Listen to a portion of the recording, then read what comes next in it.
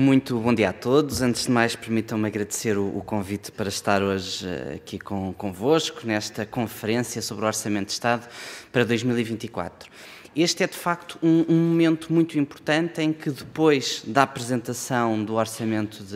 da proposta de Orçamento de Estado pelo Governo, em que a sociedade civil é também chamada a debater, a discutir, a analisar e também a contribuir para a melhoria deste documento, na medida em que teremos a seguir uma fase de especialidade, fim da qual teremos então o documento final daquela que é a Lei do Orçamento do Estado para 2024. As leis do Orçamento do Estado são sempre um momento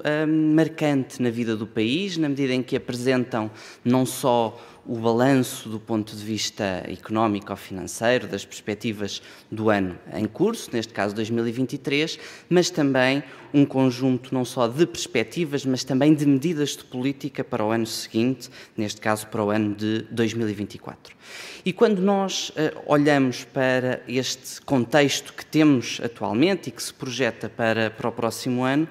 nós vemos que temos uma crescente instabilidade do ponto de vista geopolítico. Tínhamos já a guerra na Ucrânia, temos neste momento uma situação especialmente difícil no Médio Oriente e que se vem a juntar a uma situação que já tínhamos de taxas de juros que permanecem elevadas, a uma inflação, sobretudo no domínio alimentar, que tem vindo a decrescer, mas que ainda está elevada e que levou, por isso, o Governo, ao longo dos últimos meses, ao longo também dos últimos anos, a tomar um conjunto de medidas relevantes, desde logo na mitigação do preço dos combustíveis, depois também ao nível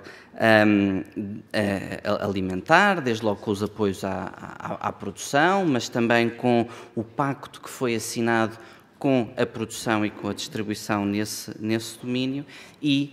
mais recentemente, todo o conjunto de medidas que tem sido tomado ao nível das taxas de juros, sobretudo no crédito à habitação. Isto faz com que cheguemos a esta proposta de lei do Orçamento de Estado para 2024 com, diria, dois grandes eixos de força. Em primeiro lugar, manter uma tónica muito significativa naquilo que é a sustentabilidade das finanças públicas. E porquê? Porque é esta mesma sustentabilidade que, por um lado, nos permite ter margem, nos permite ter fôlego para intervir, e intervir na medida do necessário e, sobretudo, numa situação de crescente instabilidade, é importante preservar essa margem, mas depois também, quando nós olhamos historicamente para aquilo que é o peso da nossa dívida pública, aquilo que é o custo do serviço dessa mesma dívida no conjunto dos encargos do Orçamento do Estado, reduzir a dívida pública hoje significa ter mais disponibilidade amanhã, inclusive não só para precaver contra cenários de instabilidade, mas também para medidas de política. E quando nós assistimos neste orçamento a um conjunto de medidas, designadamente de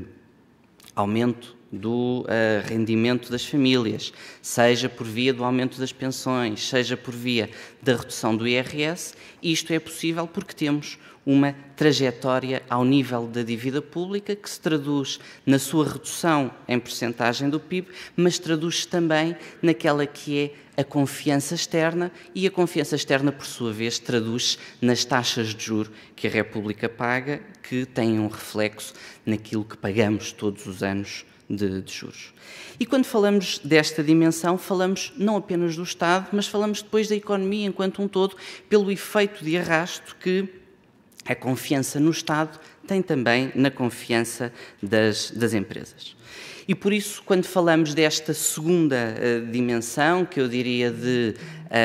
reforço do rendimento das famílias, ela tem um reflexo e uma tradução direta e imediata nessas mesmas famílias, quando pensamos naquilo que são as alterações, sobretudo aqui ao nível do IRS, com a descida das taxas, com a revisão do mínimo de existência para acompanhar o crescimento do salário mínimo nacional, até a própria da atualização dos escalões à inflação,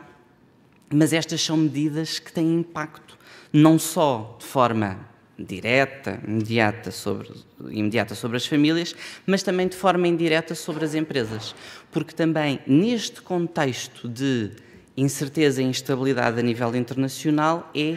ainda mais importante criarmos condições para que a disponibilidade financeira das nossas famílias também possa continuar a contribuir para aquilo que é a sustentação da procura externa e, por essa via, também apoiar as nossas empresas. E, por isso, consideramos que este é um orçamento não apenas que apoia as famílias, mas também que apoia as empresas, por esta via da sustentação da procura interna, mas também por aquilo que são as medidas ao nível da capitalização, com uma majoração muito significativa do incentivo à capitalização das empresas em 2024, com a redução das tributações autónomas e também com o alargamento do incentivo à valorização salarial que já vigorava. De certa forma, com o objetivo de termos aqui um ciclo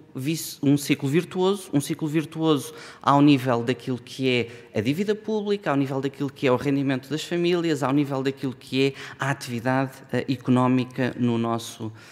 país. Temos ouvido muito nos outros dias dizer, bom, o Governo dá com uma mão, tira com a outra, e portanto eu acho que é importante de forma muito franca, aberta e transparente, olharmos então para o que aumenta com este orçamento do Estado. E o que aumenta é, sobretudo, ao nível do Imposto Único de Circulação, em que nós tínhamos uma situação até aqui de tratamento diferenciado dos veículos anteriores a julho de 2007 e posteriores a julho de 2007, na altura coincidindo com a reforma do então imposto automóvel, que passou a ser o imposto sobre veículos, mas que nos leva, mais de uma década depois dessa reforma, a uma situação em que dois veículos idênticos, um matriculado em junho de 2007 e outro matriculado em julho do mesmo ano, têm tributações muito diferentes, em que, por ter sido matriculado um mês depois, o segundo veículo pode ter atualmente uma tributação em IUC facilmente que seja o dobro ou o triplo do primeiro. Ora, quando nós assistimos a um parque automóvel no nosso país relativamente envelhecido, quando assistimos, também por via desta diferenciação fiscal,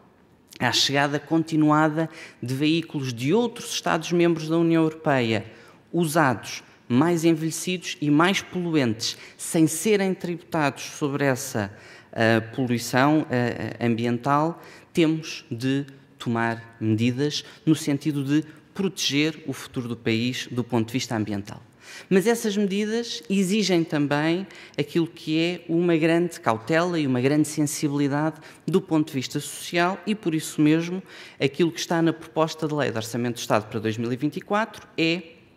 uma aproximação gradual da tributação dos veículos antigos e destes veículos mais recentes, tributando ambos sobre as suas emissões poluentes, mas salvaguardando que o imposto sobre estes veículos mais antigos não poderá aumentar mais do que 25 euros por ano. Depois temos também uma reforma profunda ao nível daquilo que é a tributação sobre o tabaco, acolhendo aqui o princípio de que todos os cigarros fazem igualmente mal, todos os cigarros provocam uma externalidade negativa idêntica e, por isso, todos os cigarros devem tendencialmente suportar a mesma tributação, ao invés daquilo que historicamente vigorava entre nós, que era um regime segundo o qual os cigarros mais caros pagavam mais imposto e os cigarros mais baratos pagavam menos imposto. E isto também porque esta tributação sobre o tabaco, sobre os cigarros, é uma tributação que pretende também criar uma barreira ao nível do preço à entrada dos novos consumidores. Essa barreira exige, por isso mesmo, que a tributação sobre os produtos de tabaco mais baratos não seja inferior à tributação sobre os produtos de tabaco mais caros. E depois temos a evolução daquilo que é a medida do IVA zero, de uma medida transversal a toda a sociedade, para uma medida que passa a ser focada, sobretudo, nos agregados familiares, com maiores necessidades e, portanto, substituindo aquilo que é uma mecânica em sede de isenção com direito à dedução em IVA, por uma mecânica de reforço das prestações sociais de mais de 1 milhão de famílias portuguesas. Quando olhamos para 2024, achamos, no entanto, que nem só de taxas e de escalões se faz a vida fiscal e a relação das empresas com o fisco. E, por isso, estamos a concluir uma revisão da jurisprudência dos nossos tribunais dos últimos anos, no sentido de identificar aquelas que foram as principais questões suscitadas pelos contribuintes, de entre estas perceber aquelas em que a administração tenha vindo sistematicamente a ganhar, aquelas em que a administração tenha vindo sistematicamente a perder e também aquelas em que haja jurisprudência mais ambivalente, com um objetivo muito claro.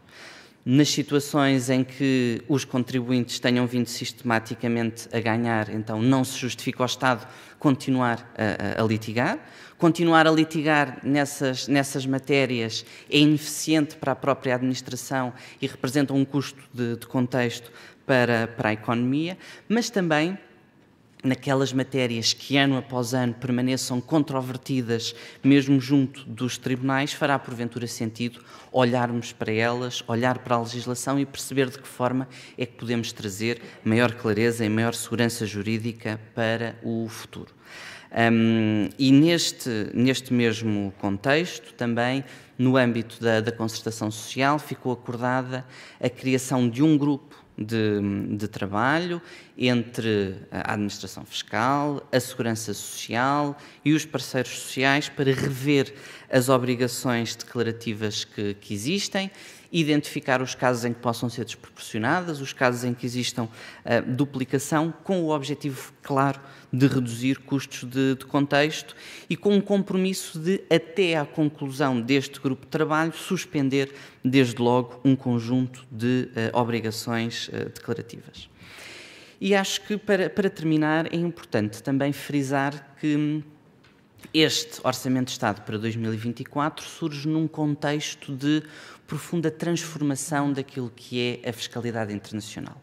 Nós, até aqui, vivemos internacionalmente um contexto que era muitas vezes conhecido como a corrida para o fundo, race to the bottom, uma competição fiscal entre os Estados na atração do investimento e, na sequência, até de um conjunto de escândalos a nível internacional, envolvendo um conjunto de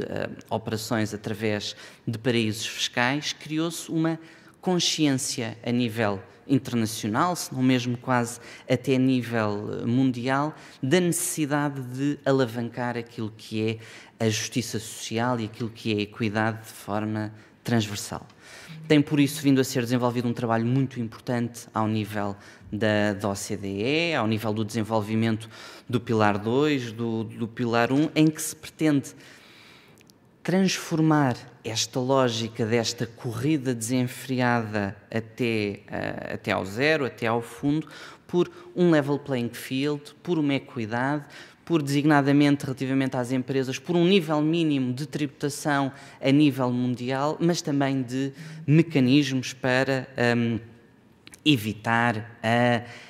deslocalização artificial de lucros de uma jurisdição para outra. E Portugal é um país que está muito empenhado neste debate, na construção desta nova fiscalidade a nível internacional e, por isso mesmo, vamos, dentro de algumas semanas, acolher aqui em Lisboa a próxima edição do Fórum Global da OCDE, onde o futuro desta tributação a nível internacional será discutido por mais de uma centena de países. Resta-me, por isso, agradecer a vossa disponibilidade e, sobretudo, o vosso interesse para estarem aqui hoje a debater este Orçamento do Estado, porque da discussão nasce a luz e todos os contributos são bem-vindos para fortalecer este apoio às famílias, este apoio às empresas, na expectativa de termos um ano de 2024 que seja sorridente, apesar de todos estes desafios a nível internacional. Muito obrigado.